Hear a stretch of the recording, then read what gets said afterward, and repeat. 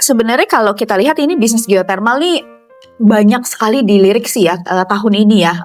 Kalau kita bilang bahwa memang sebenarnya bisnis baru terbarukan itu pilihannya kan cukup banyak nih sahabat Miraset. Tapi geothermal itu memang salah satu yang menjadi paling banyak investornya gitu ya. Padahal sebenarnya ya bisnis geothermal itu butuh dana cukup besar gitu ya. Makanya yang masuk itu biasanya adalah perusahaan-perusahaan besar. Kemudian juga enaknya kalau geothermal tuh memang karena Indonesia ini kita salah satu negara yang paling banyak lah sumbernya untuk geothermal. Kalau dibandingkan dengan pembangkit listrik yang lain sebenarnya yang terbarukan lain ya kayak air atau angin atau surya. Nah itu juga sebenarnya kita banyak, tapi ada beberapa yang tergantung sama cuaca. Kalau air itu kan juga tergantung cuaca, tergantung debit air dan sebagainya gitu. Jadi nggak bisa konsisten. Nah geothermal itu salah satu yang memang konsisten untuk sumbernya gitu. Jadi memang ini banyak dilirik. Nah kita lihat ada beberapa pemain nih sahabat Miraset. Selain tadi yang sudah disampaikan ya bahwa ada pemain Archie yang baru itu, tapi relatif sebenarnya kalau Archie ini itu size-nya paling kecil lah ya di 40 megawatt. Nah ini Archie menggandeng Ormat ya,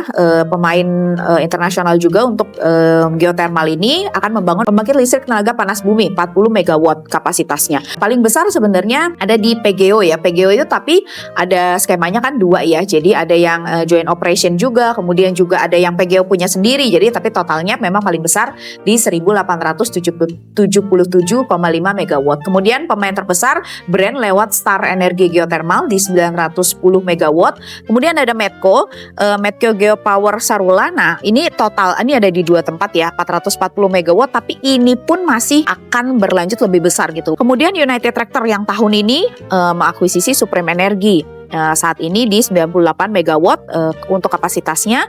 Kemudian ada DSSA. Nah DSSA ini itu baru target ya sahabat Miraset. Jadi ini sedang masih dalam tahap perencanaan begitu ya, itu adalah 440 megawatt, jadi belum dibangun sampai saat ini. Kemudian Ruis lewat KS Orka. Nah ini juga sudah pemain lama ya, KS Orka ini kapasitasnya targetnya di 200 megawatt. Jadi ini memang cukup banyak ya. Kalau dulu kita tahunya geothermal tuh PGO, kemudian kan abis itu Brand. Tapi sekarang pemain rata-rata ya memang yang kayak batubara, kayak DSSA tuh beralih. Even Archie pun yang sebenarnya pemain emas pun beralih ke sana ke geothermal ya. Ini ya menambah diversifikasi bisnis ya.